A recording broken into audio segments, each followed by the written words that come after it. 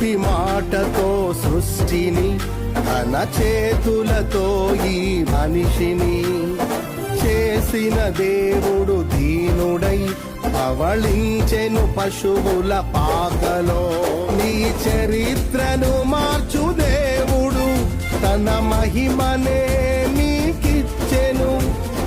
యూదా ప్రధానులందరిలో నీవు అల్పమైన దానవు కావు. యూదా ప్రధానులందరిలో నీవు అల్పమైన దానవు కావు.